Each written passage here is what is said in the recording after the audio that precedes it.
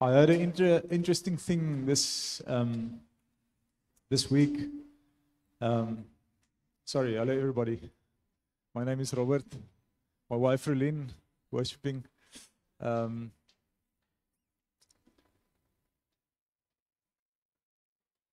I heard an interesting thing this week. The guy said that if you want to really disciple your children, you must just make them watch you worship. And they said how much more impact that has than any teaching they can hear or anything that they just watch their parents worshiping. So I really want to encourage, don't limit it to church, don't limit it to these times. It has a real impact when we worship our God and when we do life with our God in front of our children. Don't hesitate to do that.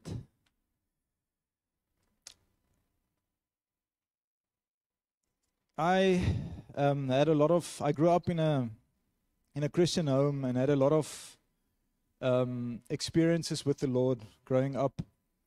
In high school, grade 9, there was a revival in the town that we went to school to, and it was just amazing experiencing God. But with a lack of discipleship, a lot of us fell back into the stuff that person in between grade 10 and 12 fall into. But I knew what the truth was. I knew it here in my heart. And I tried to justify everything that I did.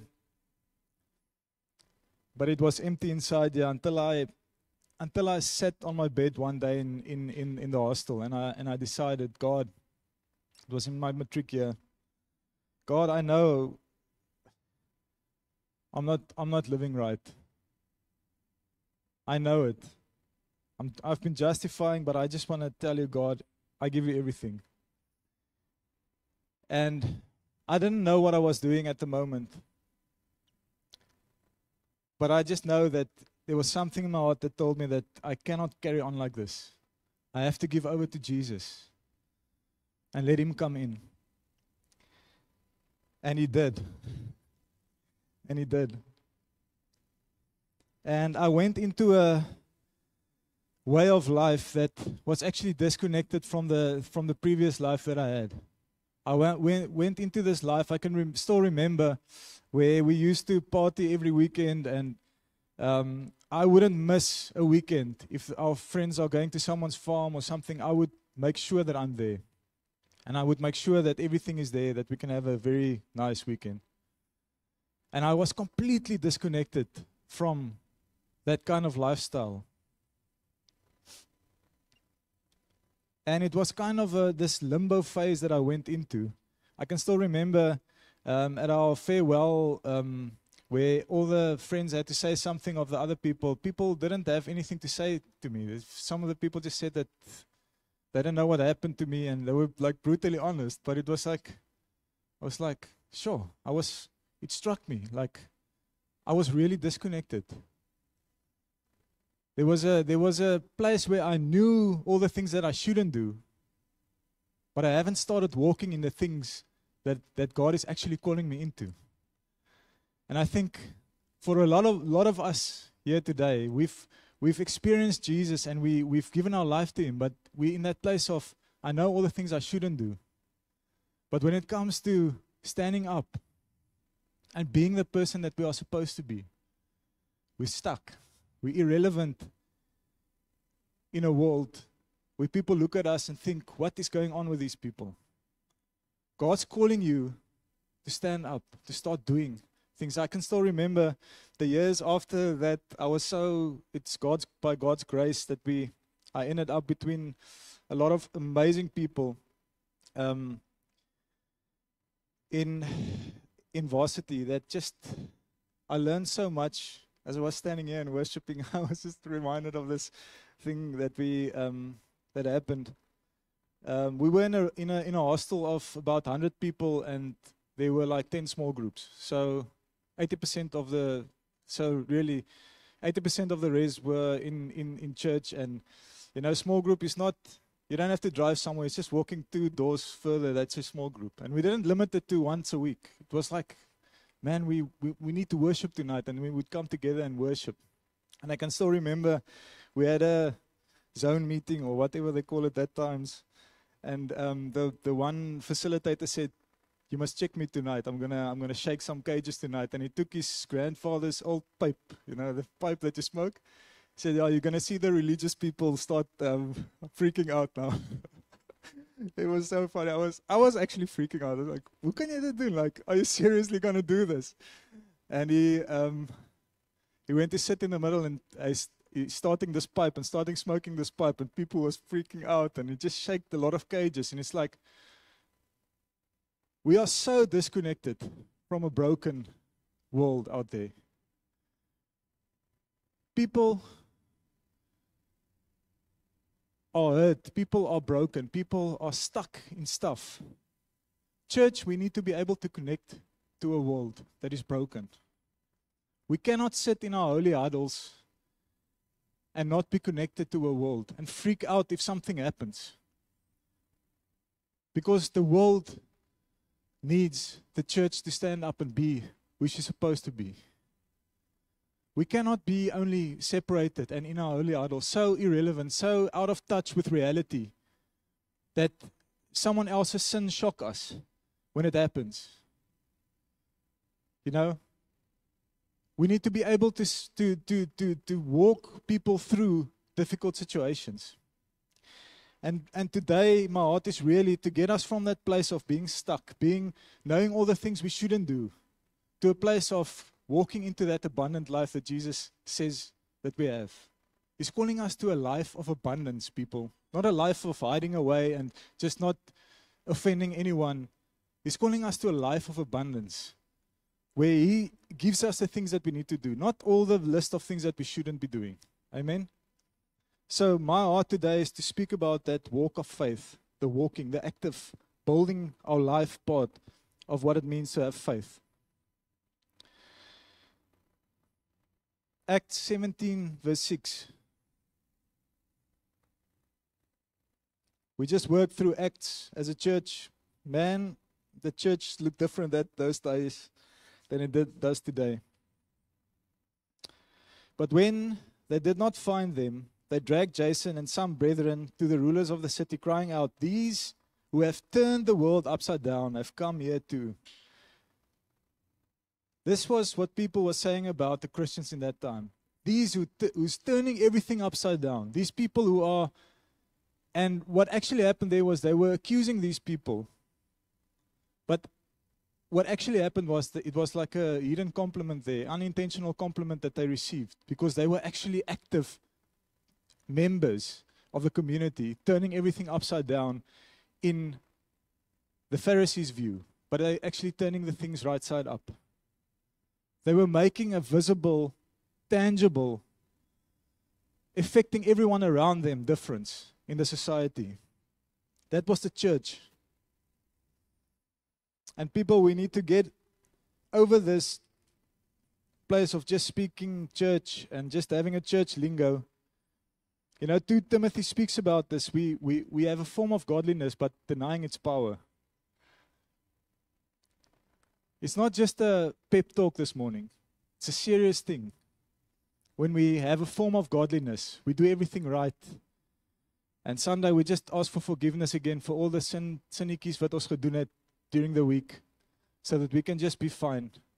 And we don't impact the people around us. We've got a form of godliness, but we deny its power. Do you believe the unsaved person at your work can get saved? Do you believe your unsaved friends can get saved and get to see Jesus? This morning was so amazing for me when we were worshiping. It's like no one needs to do anything. When we get into the presence of Jesus, it happens. Are we trusting God for that power to work through us? Or are we happy with church lingo and just going through the routine every week? I'm not. Let's not deny the power that's been given to us.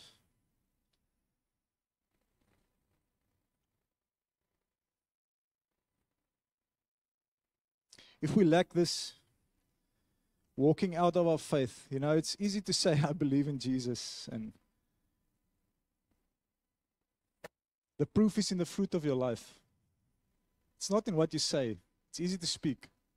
The fruit is in what you are doing. If we truly believe this, or I want to actually turn it around and ask, if you do not have that fruit in your life, do you truly believe what you are saying you believe?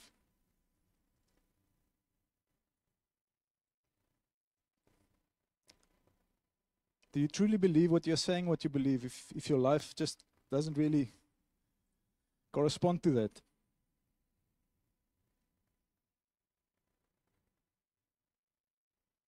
So beautiful in Acts, Paul and Silas, they used every single opportunity, every single opportunity to speak the gospel. It was just so amazing for me. This guy, Paul, radically saved, being dragged from one prison to the next, from one courtroom to the next courtroom, and every time it's just like, okay, I've got a chance. I've got a chance to share the power that God's given me to affect lives, and people became free. Why? Because the truth will set you free. Do you understand the power that you have in your heart, that the Holy Spirit has placed in your heart, to free people that are captive? It was not the perfect situations to be in a courtroom where they might cut off your head, but it was opportunities for them to say, we have to share this. We know the power that is in this good news. We have to share this.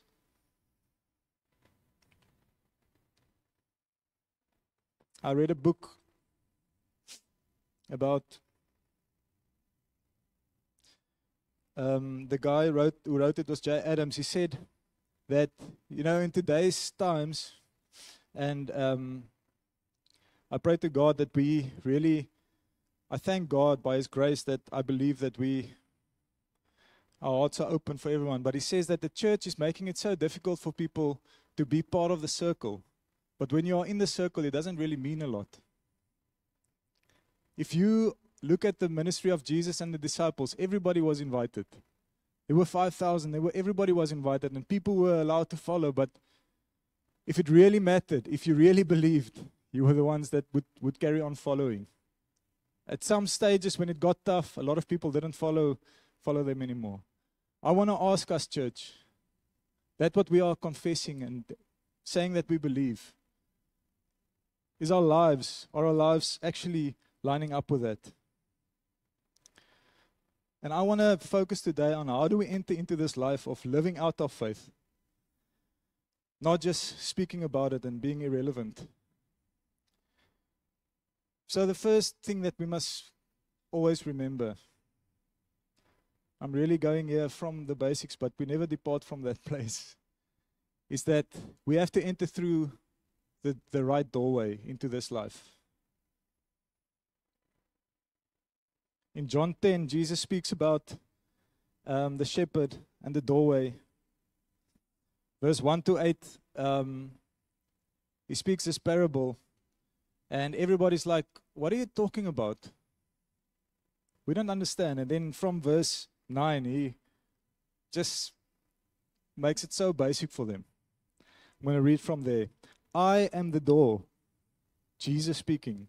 I am the door. If anyone enters by me, he will be saved, and will go in and out and find pasture. The thief does not come except to steal and kill and destroy. I have come that they may have life, and that they may have it more abundantly. That is what Jesus came to do. When we enter through this door, we're entering into a life that is an abundant life, not a life where we are sad the whole time because we can't go party this weekend, or a life where we try not to do the wrong thing and just ask for forgiveness. No, an abundant life Jesus gives us when we enter through this door. And he carries on, making it very clear. I am the good shepherd. The good shepherd gives his life for the sheep. He laid it down. But a hireling, he who is not the shepherd, one who does not own the sheep, sees the wolf come and leave the sheep and flees, and the wolf catches the sheep and scatters them. The hireling flees because he is a hireling and does not care about the sheep. I am the good shepherd, and I know my sheep, and am known by my own. He knows you today, Jesus. He knows you. Do we know him today? As the Father knows me, even so I know the Father, and I lay down my life for the sheep. And other sheep I have which are not of this fold. Them also I must bring, and they will hear my voice. And there will be one flock and one shepherd. I want to speak to everybody disqualifying themselves today. Jesus came for everyone, not just for the Jews, not just for a certain group of people or certain skill level. Jesus came for each and every one of us. Therefore my Father loves me, because I lay down my life, and I may take it again. No one takes it from me, but I lay it down of myself. I have power to lay it down, and I have power to take it again. This command I've received from my Father. People, that is our doorway. The fact that Jesus decided to lay down his life. He paid the price so that we can enter in. And this is basic Christian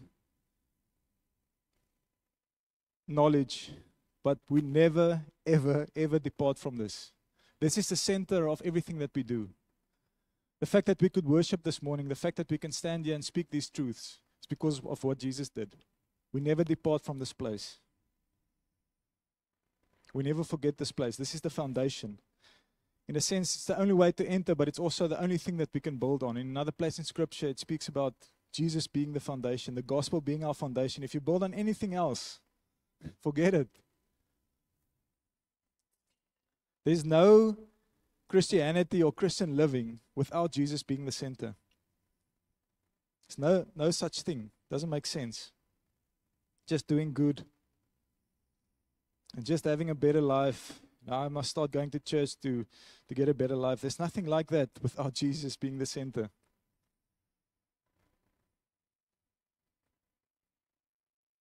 So Jesus speaks about this life of abundance, and I want to just go through a few things, realities that he mentions here. He says that he's a shepherd. Now, if you think of shepherd and a sheep, there's such a level difference there. That shepherd is completely in control and completely, his decision over the sheep is final. It's like complete Lord over the sheep. Okay? So, in a sense, this is sometimes doesn't seem like an abundant life, you know. It's like someone else ruling over you, being Lord over you.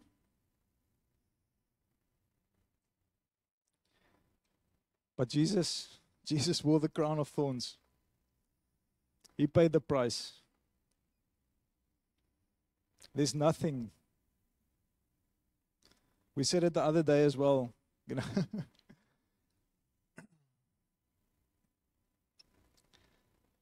We mentioned in intercession. I really want to invite everybody to join intercession. But we mentioned that, you know, we are glad that life is unfair, because if life was fair, we were supposed to be hanging on the cross and not Jesus. Jesus bought us when he laid himself down for us. He's our shepherd. And then he speaks about the shepherd knowing the sheep. That place of being in a relationship with him, being in that place of intimacy with him. Understanding also that the shepherd knows best for us. We often think we know best, but the shepherd knows best for us. There's a place of knowing the shepherd's voice, being led by the Holy Spirit. That place of conviction. The things that you feel on your heart. And a lot of us need to stop justifying the things that we are doing. Start following what the Holy Spirit is placing on our hearts. Because if you've entered through this door, you recognize the shepherd's voice. Don't ignore it. Don't grieve the Holy Spirit. And another thing that just came to mind is that if you are part of this flock, you love to be in this flock. You don't like being alone. If you look at a flock of sheep, they gather together and they flock together. And I really want to, it's just actually so obvious after this morning's worship, being in His presence. I want to really say that if you are in town and you are not on duty at church, but you do not come to church, we need to sit down and have a discussion. How can you not take part in what we did this morning? Worshipping Jesus together, experiencing Him. People, if we go through that door and we're part of the flock, we love being in the flock. We were at Ongongo this Easter weekend, and it was so interesting. There was a flock of goats actually walking there, and then there were one or two sheep in between them. And my wife, Rolene, said, no, daar's 'n skaap en daar's 'n skaap. Ek said, no man, this is a flock of goats. It's not sheep. Look, this is pragtig. This is 'n skaap. What's going on here? And there's a place for us to, and we're going to go into that, in going into the flock of goats, with the heart to say, God, these people need to know you. We need to be able to go in with the unsaved people, with our unsaved friends. Jesus loves them. And we need to have that love for them. But when we start enjoying that and just kind of blending in there, but we don't want to come together with a flock of sheep to experience His presence, we need to sit. We need to talk. There's a place where we love to be in the flock and to love to come together before God.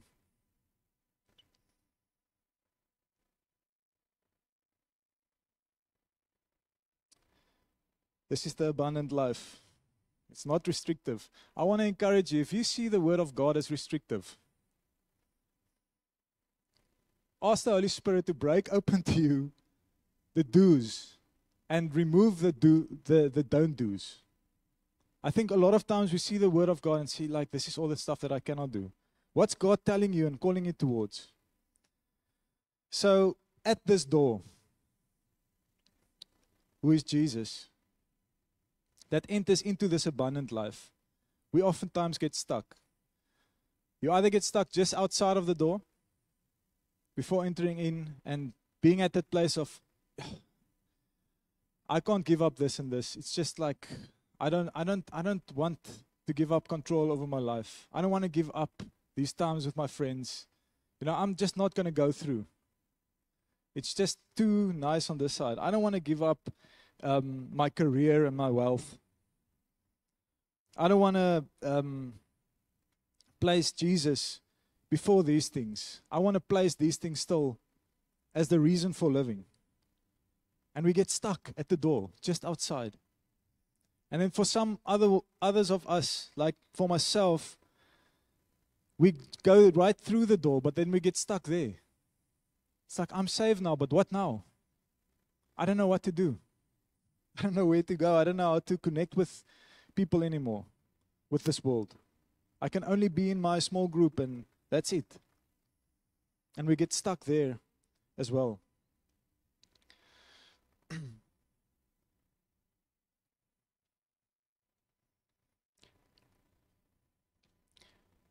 I want to almost say that it's such a, and I really want to speak to us who are stuck right inside of the door today. There's a place where we can't be stagnant as Christians. We cannot be at a place of just sitting around and waiting for life to happen to us. We need to go out and we need to go and be who God is calling us to be. And it starts with basic things. It starts with basic things. Where 2 Corinthians 5 speaks about this temporary place of us living in a tent. And then it goes on to say that we are not, he's not saying all of these things so that we must be unclothed, but to be clothed even further. So there's a natural place of us in our natural being that we need to have things in order in our life. The world is looking at the church and they're thinking like, seriously, is this what Christianity is all about? You can't even make your bed in a sense, fill in the gap. There's a place where we need to stand up and say that, God, you've called me to have a healthy routine, to stand up and start exercising, to do the basic things. Yes, we seek first the kingdom of God and all these things will be added onto you, but it doesn't mean that, Jesus says in that same verse, he says that do not worry about your life. It doesn't mean that you need to write off everything. It means that God, the kingdom of God is the reason why we do all these things, but it doesn't mean that you do not do anything regarding that.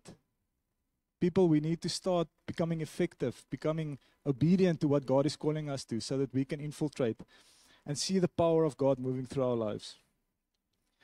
So for me, getting stuck just inside of the door it's really, people, we need to get unstuck and we need to start walking in this abundant life. So when we say we have faith, when we say we believe, we need to start walking what we are saying. In Luke 21, Jesus explains this place of the destruction of the temple and everything that will happen. So he's speaking about the destruction of the temple, the end times and everything, and his disciples ask him, when will all of these things happen? And then he goes into a lot of things. He says, there will be earthquakes, you will be persecuted. And then he gets to Luke 21:13. But it will turn out for you as an occasion for testimony. I want to address this thing that when times get tough, don't run away. Don't use it as an excuse. Like I said in the beginning, we often hear awesome testimonies after the breakthrough. What about during that tough times?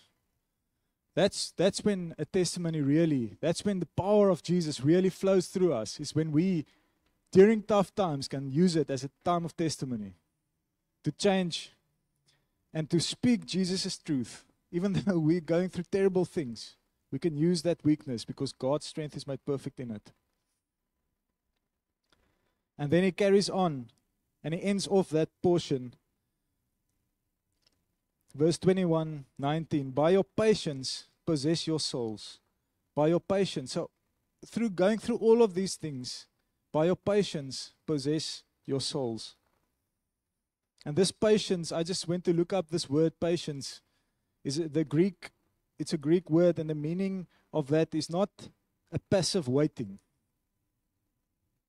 This patience, place of patience where we take hold of our lives, is not a place where we passively just sit and say, this is just life and it's just happening to me. No. It's an active endurance. It's saying, God, I'm ready. What do you want to do? I know this guy's going to thunder me again at work for doing the things I do. But God, I know you've called me to this. It's an active endurance. It's saying, God, where's the opportunity for me to use the occasion for a testimony?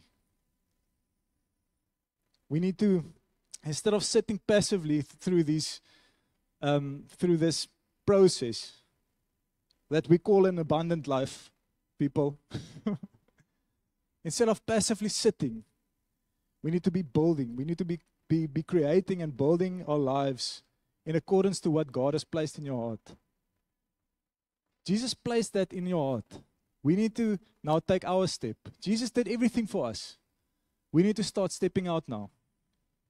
We need to start stepping out and saying, God, I'm going to start doing the things, that the truths that you speak over me, I'm going to start organizing and arranging my life around that. And not sitting around and waiting for life to happen to us. We need to be the change makers and bringing that power of God into this world. I read a thing this week that really struck me. And it's like, there's some things in life that you shouldn't pray for, in terms of blaming the devil and saying, God, just help me from this. Sometimes you just need to kick stuff out of your life. And the Oswald Chambers, he used this example of a mood. When you have a bad mood, it's like, don't pray about it. Just kick it out of your life. It's not something that, is the devil and this and that. Not always. I'm not disqualifying that, but I'm just saying that a lot of times we pray about stuff and we want to drive out demons where there's no demons. It's like, hello, kry net jou lewe in order. Just get your life in order. And I've got a personal testimony of this, that I used to, which one must I tell first here? I used to really get omgekrap. My Engels is regtig nie by my vanoggend nie, sorry. I really got upset. I would really get upset if people do stuff the wrong way, in my view. Because there's a right way and a wrong way. I'm an engineer, so, it's like 2 + 2 is 4. It's not 4.5, 5.32. No, it's 4. It's simple. Just do it right. And where I had to make a decision in my life, I've been praying for years about this, for my temper and stuff. Praying for years, and when I made the decision and said, I'm drawing a line.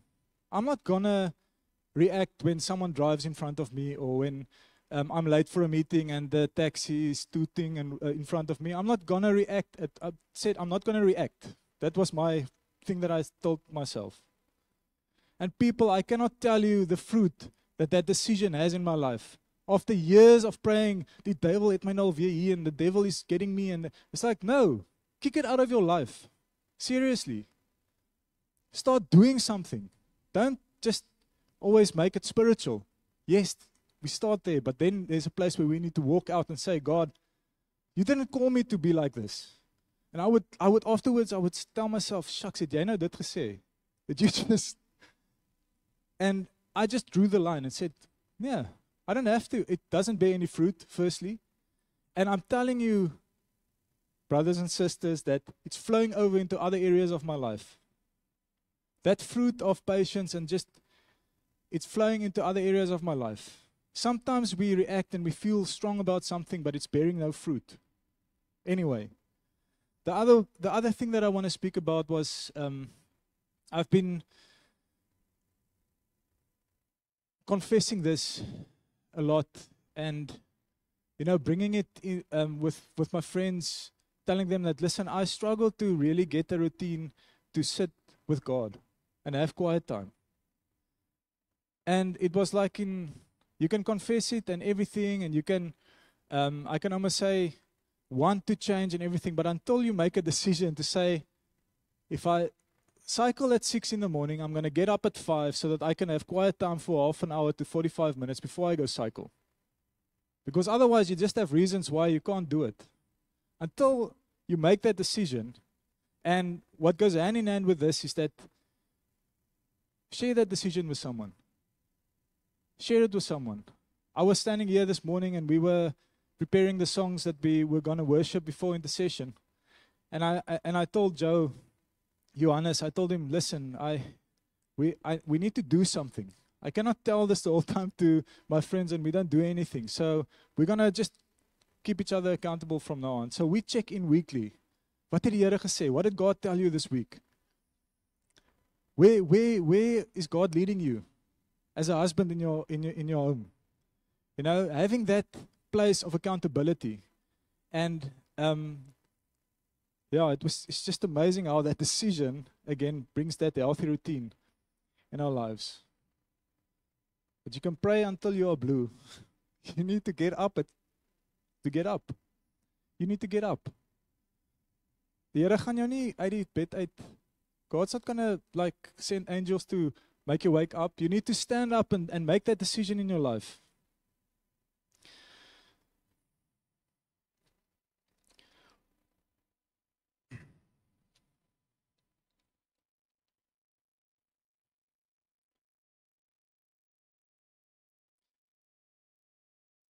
So there's a place where we need to realize that Jesus did everything for us. And now it's the place where we need to do our part. Philippians 2 explains it so beautifully. I'm just going to go through the scripture quickly and just give us a few building blocks that we get from the scripture when it comes to actively building this abundant life that we say we believe. Okay, so quickly going to go through these points. You can jot it down and please go and study this piece of scripture again. So the first portion is just speaks about Jesus, his part, what he did for us, basically the gospel. Let this mind be in you that was also in Christ Jesus, who being in the form of God did not consider it robbery to be equal to God, but made himself of no reputation, taking the form of a bondservant and coming in the likeness of men. That's what God did for you and me. And being found in appearance as a man, he humbled himself and became obedient to the point of death, even the death of the cross. That's what he did for you and what he did for me.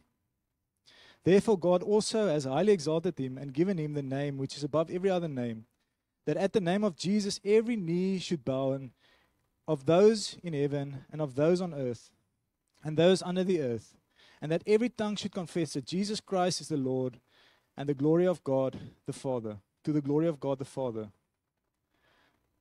Jesus opened up the way for us to live in this abundant life. He died for you and he died for me so that we can have this life. And through the fact that he raised from the dead, he's risen today. He's alive. The fact that he is alive, we have life. Now it carries on in verse 12. So because of this, what Jesus did for you, because of the gospel, because of the good news, therefore, my beloved, as you have always obeyed, not as in my presence only, but much more in my absence, work out your own salvation with fear and trembling. So there's a place that we are called to be obedient. We need to walk in obedience when it comes to working out our salvation. It's not earning your salvation. It's working what God's already placed inside of you. Lining up your life and your actions that God has actually placed in your heart already. Not only Sundays, not only at small group, daily. Daily, that place of simple obedience. God, if you lead me in something, I want to be obedient in this. I want to be obedient in this. And we've heard such awesome testimonies of that obedience. It's just amazing how God works when we take that small step. This weekend, you're just going to not do that and just see how God works. See how God moves through that. Opportunities will open up to you to share His truth into lives that so desperately need it. So the first building block is obedience. The second building block, for it is God, verse 13, for it is God who works in you both to will and to do for His good pleasure. It's God who works in you. There's a place where we are reliant on the Holy Spirit. When we step out of the boat, when we make that decision to say, God, I'm going to start walking your ways, don't try and do it on your own. Okay? So, what I'm saying is that there's Jesus' part, and then there's our part. Now, our part, we also need God to help us, but we need to make that decision. God's not going to do it for you. He's not going to drag you and make you stand up miraculously in the mornings to sit with Him. We need to do it, but it's by the power of the Holy Spirit that we will endure in that. It's by the power of the Holy Spirit that you will be among your friends on a weekend and be able to testify of His truth. Don't try and do that out of your own effort. It's God who works in you both to will and to do for His good pleasure. Amen. The third building block is maturity and leading. What did I call it there? Leading and maturity. Verse 14, do all things without complaining and disputing, that you may become blameless and harmless, children of God without fault, in the midst of a crooked and perverse generation, among whom you shine as lights in the world. Blameless, harmless, without complaining, without disputing. What is your life looking like? When the world looks at your life, are they attracted to God? Or are they just pushed away by your own complaining? We're supposed to be lights, people. When people walk away, when the world walks away from us, it's not supposed to be from our bad habits. If they want to walk away from Jesus, that's fine. That's fine. We can only do what we can do. But let us not let our complaining and our disputing and our failure to walk in what God has to do, as for us, make people turn their backs on God. Actually on us, but they call it God, or they call it the church. Or we call it sometimes that they've turned their back on God. Are they not maybe turning it on a lifestyle that they see that this, and God's actually calling us to an abundant life? Maturity and leading in the midst of a crooked and a perverse generation. There's a place that we need to shine our lights.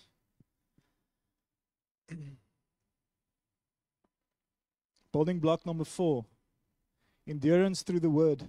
And this is such a awesome gift that we have in our hands. Holding fast on the word of life, so that I may rejoice in the day of Christ, that I have not run in vain or labored in vain. There's a place where I was in my life that I didn't know where to turn, but to the word of God. And it sustained me in that time. And it made me have perspective on my issues that I had at that time. Just bringing it into perspective again, and then we can continue building this life of faith, walking this life of faith. From a place where I was maybe, crippled and just sitting, having reasons not to do the things that I'm supposed to do. And then spending time in God's word, confronting those situations with the truth. So it's truths in your life, but you confront it to the truth, and it's like, seriously, God, you are so amazing. And then being able to carry on from there. God's given us this beautiful, eternal gift that we have in our hands, the Bible, the Word of God. We need to use it. And then he ends off this portion. Yes, and if I am being poured out as a drink offering on the sacrifice and service of your faith, doing, I am glad and rejoice with you. For the same reason, you also be glad and rejoice with me. I want us to close our eyes this morning.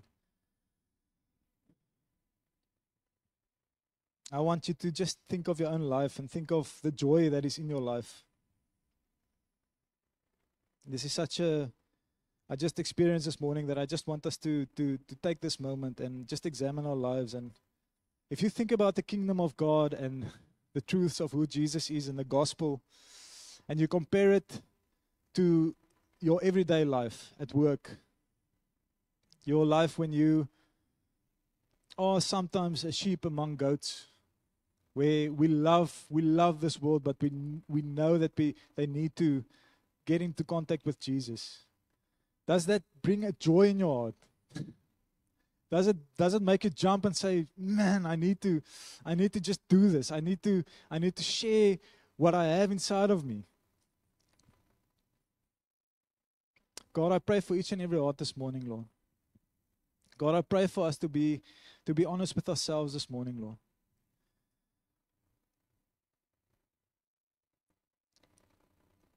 God, I pray, Lord, that where we say a lot of things in our life, Lord, and we confess and profess to be a lot of things, Lord, but when we look at our own lives, Lord, there's no joy, Lord. There's no fruit there that says that we are living an abundant life, Lord. God, I want us to honestly just bring our hearts before you, God. Thank you that you've called us, Lord, to a life of abundance, Lord, that we don't have to go through life and be subject and lose our joy because of circumstances. God, you've called us to that life of joy, Lord, that the world will see and think that what is going on here? They've just gone through this situation and they have joy. They are fine. God, may we live in that dependence on your Holy Spirit, Lord, to pick our hearts up, Lord, so that we can shine our lights in a crooked and a perverse generation, Lord. Our lives are not perfect, Lord. We know that this morning, Lord. We are broken, Lord. We are broken people, Lord. Forgive us, Lord, for trying to shine this light of being perfect and being good, Lord. It's not benefiting anyone. And we realize that this morning, Lord. We realize it this morning, Jesus. God, I pray for each and every heart, Lord, that's stuck at the door, Lord. God, every person that's heard your truth, Lord, Jesus, that you are the only one that paid the price. You are the only one that went all the way to the cross. And God, we are struggling. Some of us are struggling and we're stuck at that door, Lord. We don't want to give over ownership of ourselves, Lord, but you paid for it. You paid for it. You paid for our freedom, Lord. And there's hearts here this morning that's keeping themselves captive because they don't want to give it over to Jesus. The keys to freedom is walking through that door, who is Jesus. So God, I pray for each and every heart, Lord, that's still battling, Lord, to make that decision to follow you, Lord. That's still battling, Lord, to make you Lord of their lives, Lord. Like I was sitting there in Matric on my bed, Lord, it was a daunting thing. It was scary to think that this whole life, the way I make decisions from here on forward, the way that I'm going to approach fun times or my friends or other people, how I'm going to approach my girlfriend, how I'm going to do all these things is going to be influenced by this stance that I'm going to take now. But God, I pray, Lord, that we will not be afraid to take that stance, Lord. Like JP said last weekend, Jesus is so much more worth than the things that you think you are going to lose. He's so much more worth. God, I pray, Lord, where we are scared to lose out, Lord, that our lives will come into perspective, Lord. That we will see, Lord, that we are actually not losing out when we follow you, Jesus. But we've got so much more, Lord. Thank you for the promise that you say, Lord, that it's not so that we are unclothed, but clothed even further, Lord. You've got an abundant life for us, Lord. Thank you for that, Lord. And God, I pray for people that are stuck just inside of the door this morning, Lord. People that's maybe made that decision to follow you, but God, it's just struggle to relate, struggle to be who they are supposed to be, God. God, I pray for a renewal of the mind this morning, Lord, that we can go from a place of seeing the word as restrictive and seeing the word as this and that, God, to a place of seeing the word as the way of life, this way to this abundant life, Lord, where we not only try and do everything that you tell us, God, but you walk alongside us, Lord, through your Holy Spirit and guide each and every step, Lord. What an adventure, Lord. What an awesome opportunity for us, Lord, to say, God, we want to make our lives count, Lord. God, I pray, Lord, that we will get unstuck, Lord. And that we will get to that place of getting our lives in order, Lord. For some of us this morning, it's as simple as getting up earlier and starting to exercise. For some others of us, I believe it's just being that friend that you wish you had in your life. Be that friend to other people.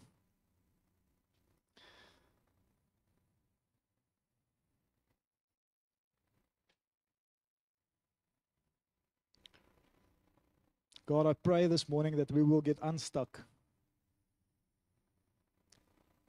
And God, we realize this morning, Lord, that you've done everything. You've done your part, Lord.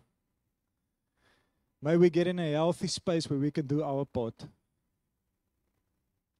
And I thank you, God, for church, Lord. I thank you for this coming together, Lord, where we can hold each other accountable and walk this road together, Lord. Thank you, Jesus, for this time together, Lord.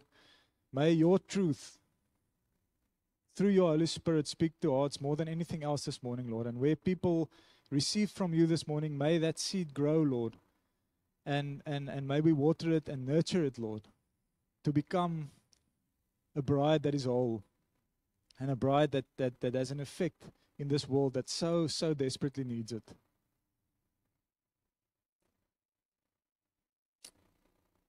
Amen.